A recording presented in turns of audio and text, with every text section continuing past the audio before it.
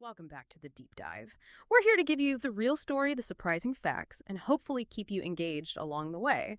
Today, we are really diving deep into something foundational, absolutely essential if you're navigating aviation, especially, if you're prepping for those ATP 11 theory exams. We're talking piston engine carburettors. Okay, let's unpack this. We know you're looking for that solid, thorough knowledge, the kind that lets you nail those tricky exam questions, sure, but more than that, really understand how these machines work. Carburetors might feel a bit old school, maybe, especially with all the digital stuff in cockpits now. But getting your head around them, it's like learning the alphabet before writing. It's fundamental. It's all about getting that perfect mix of air and fuel into the engine. And the cleverness, and sometimes, the frustration, is in how these systems adjust to keep things running right across all sorts of situations. It is fascinating, isn't it? How something seemingly so simple, like a float chamber carburetor, relies on such basic, elegant physics.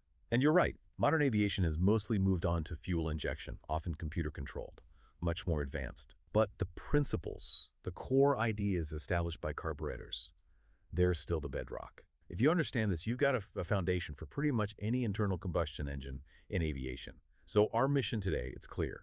We're pulling out the essential bits, the real nuggets from our sources, specifically piston engine carburetors, principles and systems. We're not just going to tell you how they work. We want you to understand why each bit is there, why it matters when you're actually flying, and crucially, how this knowledge arms you for those specific tough ATPL questions. It's about connecting the dots, seeing the bigger picture, developing that real insight. Exactly. This isn't about just memorizing facts for the test. It's about building that mental model. So when you see a question, or even better, when you're in the cockpit, you just get what's going on under the hood. We've gone through the source material really carefully, making sure everything we talk about is accurate, relevant for your studies, and exactly what you need. So let's get started. Right. To really appreciate what these things do, let's start big picture. Before we get into the how, why do we even need a carburetor? What's the basic job it's trying to do for the engine? Yeah, perfect place to start. Think of the carburetor as the engine's chef, maybe. It's got three absolutely fundamental jobs, non-negotiable requirements, really, that drive its whole design. First, this is probably the most important one, it must precisely control the air-to-fuel ratio, the AF ratio. And this isn't just hitting one magic number. It's a dynamic thing, constantly needing adjustment.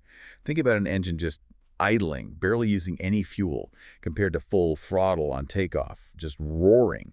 The air and fuel needs are completely different, not just steady state, but also when you accelerate fast or decelerate. The carb has to deliver the right mix, the optimal mix for every single throttle position, every power output. It's a continuous balancing act, essential for efficiency and preventing damage. Okay, precise mixture control. Number one, what's next? Second, this fairly complex system has to work reliably across a huge range of conditions, environmental conditions. An aircraft isn't like a car, right? It doesn't just stay at sea level. It climbs, sometimes tens of thousands of feet. You get massive shifts in air temperature, air pressure. Air density changes dramatically. So the carburetor has to compensate for all that, ensuring the engine gets a consistent, correct mixture, whether you're taking off from a hot desert strip or cruising high up where it's freezing cold. Makes sense. It has to adapt. And the third thing? And finally, a really practical one. It needs to make starting the engine easy. Getting a cold engine fired up reliably, that's crucial.